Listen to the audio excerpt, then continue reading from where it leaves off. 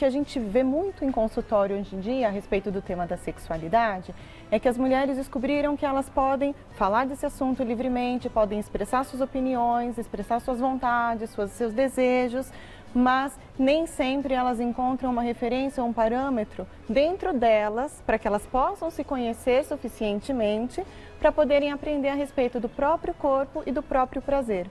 Então, hoje o tema do prazer não é mais um tabu. O prazer feminino é um assunto de tão livre comunicação como qualquer outro tema.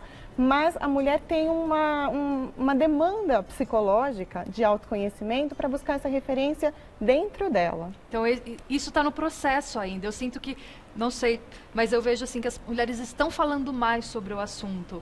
Mas o sentir, a parte interna, ainda carrega um monte dessa cultura que nos foi imposta durante todo esse tempo.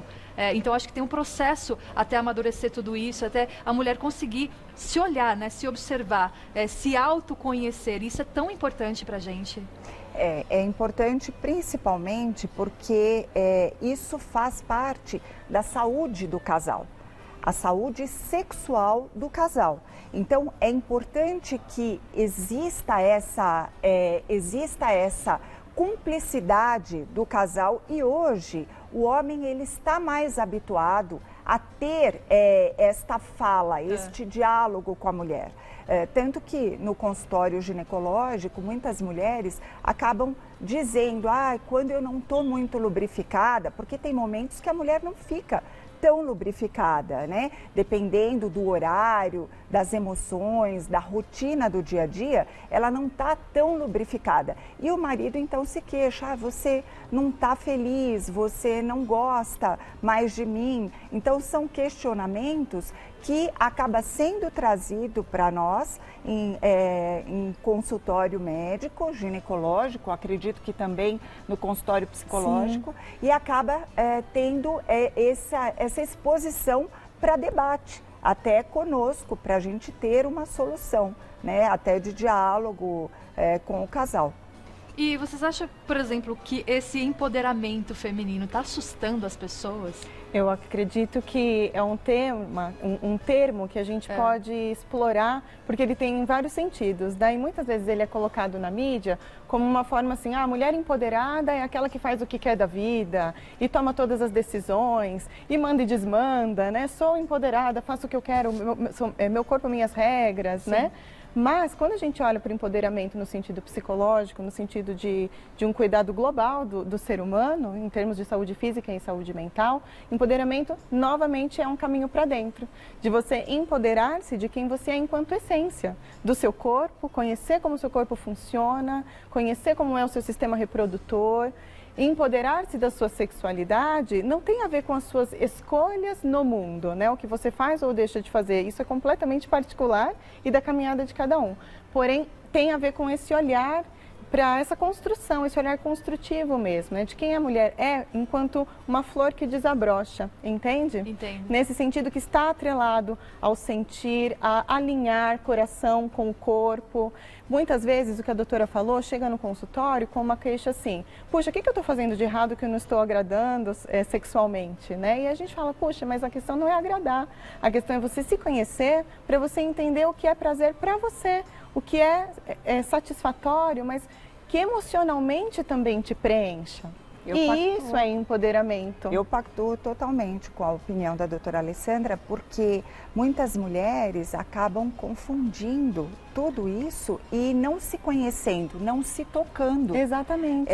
E no consultório ginecológico, eu mostro para a paciente como ela é, como ela está. Às vezes, até quando ela é acompanhada pelo marido, eu peço licença a ela para que o marido participe do exame ginecológico, para que ele veja como ela é por dentro. Então, Sim. com um espelho, ela se olha e muitas vezes, algumas mulheres têm uma dificuldade em dizer, não, eu prefiro não olhar, porque ela tem um certo receio, porque ela não se conhece. Então, eu pactuo do que a doutora Alessandra diz, quando ela ressalta que a mulher tem que se conhecer. Não é ela que tem que fornecer o prazer, ela tem que ter o prazer. E isso acaba harmonizando e caminhando para os prazeres do casal. E eu acho que esse conhecimento do corpo da mulher é em conjunto, né, com o casal. Então, o quanto o homem, a figura do homem é importante nesse momento também. De repente ele chegar para a mulher, por que não? Conheça-se, né? Olha no espelho, se toque. Né? Eu acho que um incentivo desse também para a mulher é muito importante, né? Inteligente o papel do homem, né? Que toma essa postura de encorajar, de poder dar esta liberdade para que a mulher se conheça e eles estejam em harmonia. Isso acontece muito, você deve atender, Alessandra, pacientes gestantes. Ah, isso é verdade. Pois é. Todas as transformações corporais ocasionam as alterações emocionais, psicológicas. E aí as mulheres têm muita preocupação com o corpo. E do próprio homem. E o homem também não sabe lidar com isso. E como é que é lidar com isso? Você como profissional, qual é o conselho que você dá de repente para uma gestante nesse momento? Tudo que envolve o casal, a gente trabalha com a melhor ferramenta, que é a comunicação entre eles. Tá. Né? Um casal que tem abertura para colocar as suas dúvidas, colocar os seus medos, colocar as suas inseguranças, as suas crenças em pauta e tem esse acolhimento recíproco, é um casal que consegue desbravar qualquer transformação ao longo do casamento, ao longo da relação deles. Então, quando começa a acontecer mesmo aquelas fases de bastante transformação, que nem sempre a mulher consegue colocar isso para ele, eu oriento, se for o caso, até para que eles venham juntos. Eu posso fazer essa ponte entre eles e posso orientar tanto na questão psicológica, quanto na questão hormonal, na questão física mesmo, que eles às vezes se sentem temerosos. Você tocou nesse assunto da parte hormonal. Como é que é hoje em dia para a mulher lidar com essa fase? Porque são diversas fases hormonais que a gente tem durante a nossa vida e que às vezes a gente tem essa dificuldade de se entender também, do outro entender. Aliás, uma coisa terrível assim que acontece, eu acredito que é terrível para mim, é quando você tá nervosa e alguém fala assim, tá de TPM. Isso é péssimo, não façam desnecessário, isso nunca, né? Totalmente desnecessário. Mas o fato é que tem essa parte hormonal também. O quanto isso influencia positivamente ou até negativamente no comportamento na vida da mulher? Essa pergunta é maravilhosa para a gente falar juntas, né? Os hormônios e o equilíbrio emocional caminham de mãos dadas. Então, uma mulher que se preocupa em cuidar de si como um todo, quando ela cuida da sua saúde feminina, isso também inclui cuidar dos seus hormônios e cuidar do restante do corpo, né? A gente não cuida de nada separadamente. E os hormônios e o equilíbrio psicológico caminham juntos porque são as nossas águas, né? Quando as nossas águas estão caminhando em equilíbrio, caminhando em dia, o nosso emocional tem uma outra fluidez. E a mulher não fica refém da oscilação hormonal, ela se coloca à frente do próprio processo de vida, consciente de que ela vai ter oscilações como nas fases da lua, né? A gente tem mesmo oscilações que são naturais tanto em fases da vida como em um mês. E a nossa saúde psicológica caminha junto. Você sente alguma mudança em relação à decisão de ter filhos hoje em dia? Porque a mulher está muito voltada também para a questão do trabalho, enfim. Vocês percebem alguma mudança nesse sentido ou não? Hoje em dia a mulher, ela procura ter uma estrutura profissional, uma estrutura melhor de formação, para que ela tenha até uma independência financeira e uma estabilidade. E um acesso a um grupo, né, na sociedade. Então, as mulheres têm tido mais tempo para fazer isso e adiando um pouco mais para engravidar. Tá. Voltando só um pouco na pauta que a doutora Alessandra ressaltou, a mulher, ainda ontem falei sobre isso com uma paciente que está no climatério, né, que vem depois dos 40 anos, e ela está sofrendo de tensão pré-menstrual, da TPM, por conta das oscilações hormonais que nós temos nesse período. E eu dizia a ela, então, que nós somos feitas de fases. Como a doutora Alessandra disse, as fases da lua, a mulher tem essas fases. Por quê?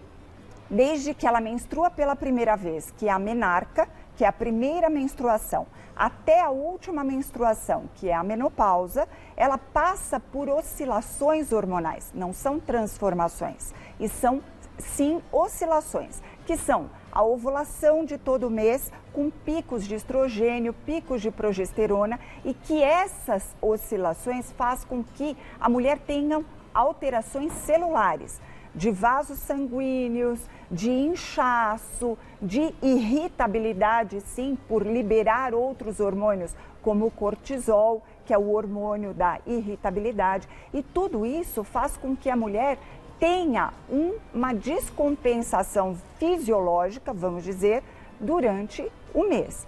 Porém, na gravidez, isso se acentua, porque ela está embebida durante 9 meses por hormônios. E muitas mulheres, então, na sua pergunta, Camila, acaba tendo um adiamento da gravidez para não passar por tantas transformações enquanto tem a sua formação profissional. A relação da TPM, as mulheres sofrem com isso, não só a TPM, tem diversas outras doenças também que a gente sente muita dor, mas eu acredito que no trabalho a gente sofre preconceito nesse sentido. Quando a gente fala, eu não estou bem, eu estou de TPM, de repente você ouve de alguém, ah, mas é frescura. Não, não é frescura. Todas essas oscilações hormonais traz certa consequência. Mas é interessante, dentro daquilo que nós estamos conversando aqui, a mulher se conhecer, ela já sabe a fase do ciclo e ter uma orientação médica, uma orientação clínica, seja do ginecologista ou do médico de família, que possa orientá-la, isso vai favorecer a esse comportamento, ela lidar, ela conhecer melhor. Porque a gente ouve isso. E cada Porque caso nós é um ouvimos, caso. não só nesse caso, mas em diversos outros problemas, eu já ouvi relato de muitas mulheres falando que chega no trabalho, de repente ela não está bem, se sentindo alguma coisa, alguma dor forte, inclusive que a gente sabe que é muito forte. Com certeza. E ouvir uma barbaridade dessa, isso acontece. Isso que vocês estão falando me remete a quando isso é passado para as mulheres com um tom de fragilidade, né? Ela Sim. não dá conta, né? Tem um mês, um período ali do mês em que ela está mais fraca. E aí, psicologicamente, a gente já sabe que dentro do próprio processo do empoderamento da mulher, ela é ensinada que existe um período do mês que ela precisa descansar mais, que ela precisa se resguardar, que ela precisa se reconectar com a sua essência e se proteger.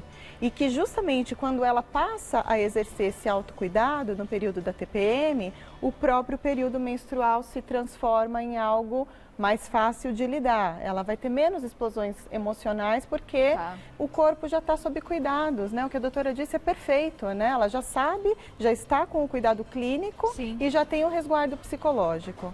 Então, o próprio período menstrual se transforma numa semana com menos sofrimento. As mulheres que mais sofrem no período menstrual são as que menos têm autocuidado durante o mês inteiro. E eu acho que hoje também é um dia para despertar na gente esse sentimento também de nos posicionarmos diante dessas situações, né? Seja no trabalho, seja em casa, a gente se posicionar. Quando você não está bem, você se posiciona falando, não estou bem, não importa o que os outros digam para você. Ou se uma situação no seu casamento, enfim, seja onde for, não está boa, hoje é um dia para... Parece um despertador, eu acredito, hoje, para lembrar você que sim, você pode ser o que você quiser, fazer o que quiser e do jeito que quiser, porque somos livres para isso, né? Eu acho que o dia de hoje remete a esse sentimento. Esse conhecimento, a doutora Alessandra estava aqui conversando comigo a respeito de uma informação extremamente importante, né? Que é a mãe que se conhece. Diga, Alessandra, por favor, que eu adorei. Que eu gosto muito de conversar no meu trabalho sobre essa filosofia, né? Que a mãe que se cura, que entra em contato com o seu feminino para se curar, para desabrochar, para florescer enquanto mulher, ela vai passar esse bastão da cura para as que chegarem. É verdade. E o quanto antes essa menina, essa pequena jovem já puder ser encaminhada para um acompanhamento ginecológico, ela já vai desde cedo entender que é natural estar em contato com a sua feminilidade. Quanto mais cedo começar, melhor.